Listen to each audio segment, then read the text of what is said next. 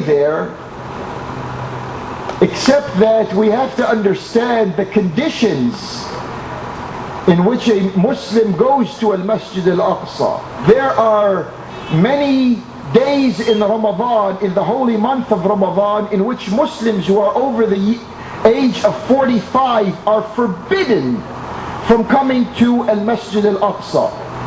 The number at Al-Masjid Al-Aqsa of Muslims is another issue. If the number of Muslims exceeds at times 20,000, or at times 10,000, or at other times 30,000, they are not permitted to congregate at Al-Masjid Al-Aqsa.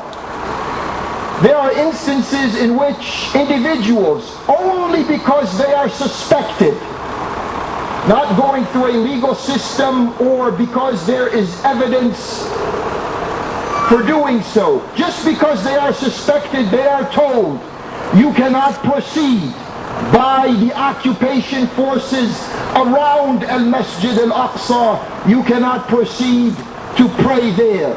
So yes, some Muslims can pray there in Al-Masjid Al-Aqsa, but selectively.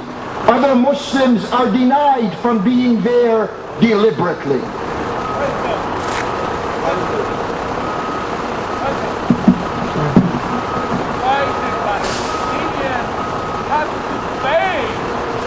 I'm sorry, sir, the bus behind me, I can't hear you very well. Could you come up a little?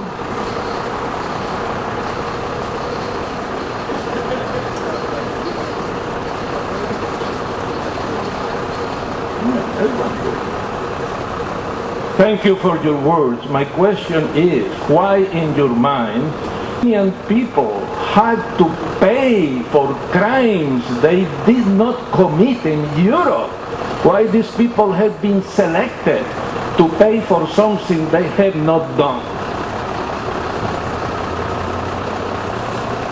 That is an extremely important question, and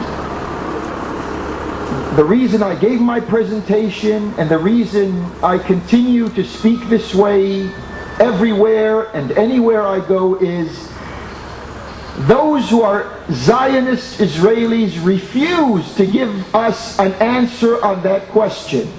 If there was persecution in Europe, and if there was dislocation of Jews, why are you having the Palestinian people pay the price for the peculiar history that you have or you had?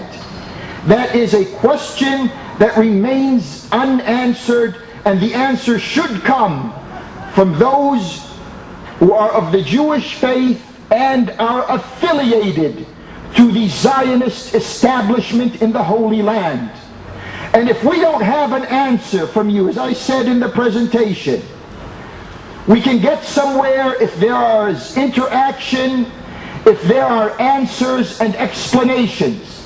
But we're not going to get anywhere if someone asks a question like this, or like me, or the other, whether he's a Christian or whether he's a Muslim, whether he's a Palestinian or whether he is an Arab. When we ask this question, you answer us with bombs, you answer us with further occupation, you answer us with more dislocations. That's not an answer. All you do is you beg for further resistance. You recruit future warriors against you. This is what we're trying to say to you. Sometimes we say it with a loaded heart, because after all, we are human beings, and emotions are part of our humanity, just like they are part of your humanity.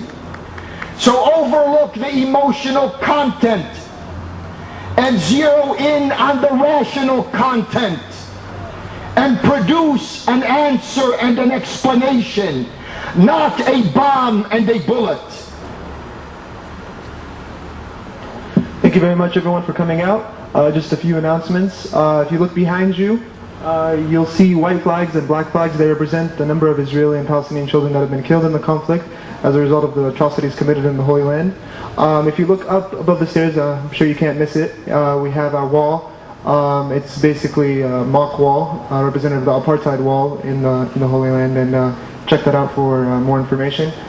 Tonight we have a program with Imam Al-Asi and famous political blogger Dick Platkin. It's called Blood on Our Hands, American Involvement in Israeli-Palestinian Conflict.